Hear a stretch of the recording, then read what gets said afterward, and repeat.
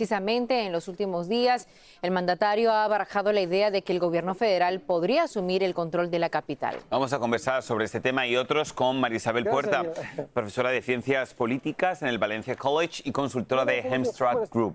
María Isabel, siempre es un gusto recibirte. ¿Cómo estás el día de hoy? ¡Feliz viernes! Buenas tardes. Hola, buenas tardes, Andrea, Borja. Un gusto estar con ustedes. Pues venga, dice toda su frase Make America Great Again, en este caso Make DC Great Again. Pues se anuncia que quiere acabar con la delincuencia. ¿Tú crees que qué representaría, mejor dicho, para la política, no solamente del Estado, sino también de la ciudad, el que haya ahora fuerzas del orden federales para tratar de controlar lo que el presidente ha llamado un auténtico caos en la capital del país?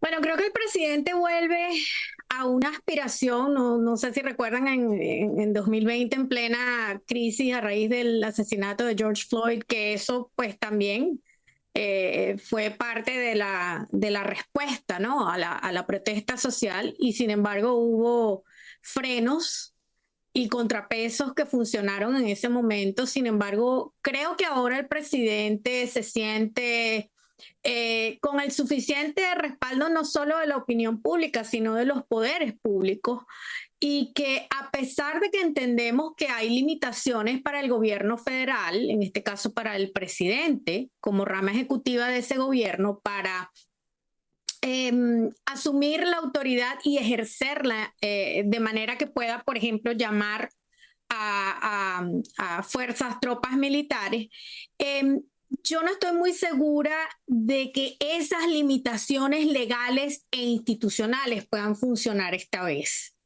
Y creo que el presidente va a insistir en esto porque además le sirve no solamente para darle contexto a su narrativa de que la delincuencia está desatada, cosa que lo desmienten las cifras del propio FBI. Hemos visto que el reporte que ha salido señala un descenso en las cifras de actividad criminal y eso, bueno, eso tiene distintas lecturas, pero en todo caso hay una realidad y está lo que el presidente quiere que se considere como la realidad, como la verdad oficial. Y en ese sentido, él está tomando los pasos para ello y esto forma parte de esa medida. En uno de los informes que estaba leyendo estaban explicando que Trump parece tener cierto poder legal para dirigir el Departamento de Policía Metropolitana bajo la ley Home Rule o ley de autonomía, siempre que determine que existen condiciones especiales de naturaleza de emergencia. Desde su punto de vista, ¿existen esas condiciones necesarias? Bueno, la realidad que vivimos señala en otro sentido.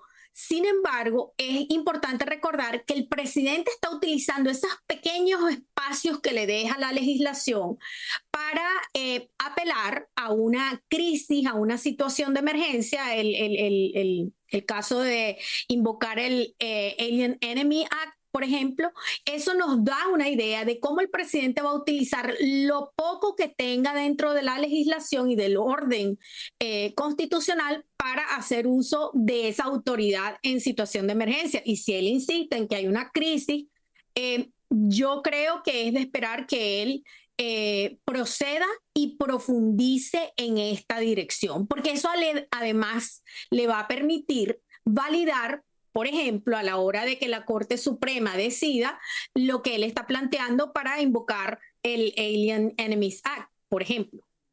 Pero claro, María Isabel, yo puedo decir, por ejemplo, no sé, que la Tierra es plana y no tengo absolutamente ninguna prueba, y yo puedo decir también que hay mucha inseguridad en una ciudad, pero ¿en qué datos se están basando? Precisamente tú hablabas de un estudio, ¿no? Y aquí lo tenemos. Dice la policía local de la capital de nuestro país, dice que los delitos violentos han disminuido en un 26% en comparación con el año pasado. Entonces, ¿en qué se basa el gobierno y por qué crees que lo hace teniendo en cuenta estos datos? ¿Qué otros datos está manejando el gobierno para poder justificar esta decisión? Bueno, yo creo que es importante señalar que aquí hay una intención. La semana pasada fue con el reporte laboral, del mercado laboral.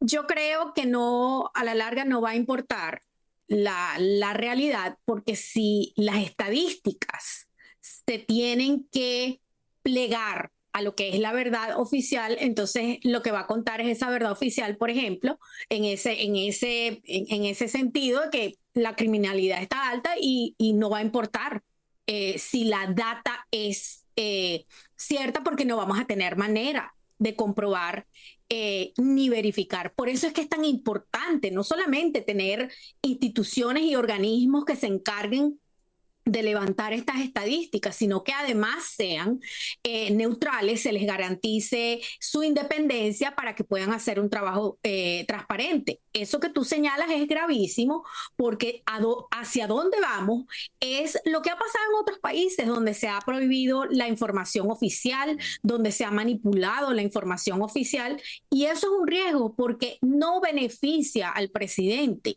Eso perjudica a toda la población que necesita manejar estadísticas no solamente de criminalidad, por ejemplo, ocurrencia de enfermedades, boletines epidemiológicos. No es solamente el reporte del el empleo o la inflación o el desempleo. Lo que nos interesa es manejar datos para que se puedan elaborar políticas públicas que sean eficientes. Ahora, si comparamos a otras grandes ciudades e importantes ciudades del país, ¿pudiera justificarse es el uso de la Guardia Nacional? Porque también ha llegado a sugerir eso, y en este caso el presidente, el mandatario, sí tiene esa potestad con la Guardia Nacional, a diferencia que los estados, que eso le recae a los gobernadores. Sí, en principio creo que eso es importante. Aquí estamos hablando, vivimos bajo un sistema federal, pero entonces queremos que sea el gobierno federal el que tome decisiones en los estados. Eso en principio, ahí hay una contradicción, porque no puede ser que para unos estados sí haya la protección de su autonomía e independencia y entonces para otros estados no. Ocurrió en el caso de California. Esa experiencia nos debería enseñar que los efectivos militares están entrenados para otras labores, para otras funciones, y no son precisamente la del orden público, porque ese es el mundo civil. Y para eso existen organismos y cuerpos policiales que se pueden encargar en el ámbito de lo civil. Los funcionarios militares están entrenados para otras cosas y no son precisamente para eso. Correcto. Pues ha quedado muy claro tu punto de vista, como siempre. María Isabel Puerta, profesora de Ciencias Políticas en el Valencia College. Gracias por haber estado con nosotros. Te deseamos un gran fin de semana. Descansa. Feliz fin de semana para ustedes. Igualmente, Muchas gracias. María Isabel.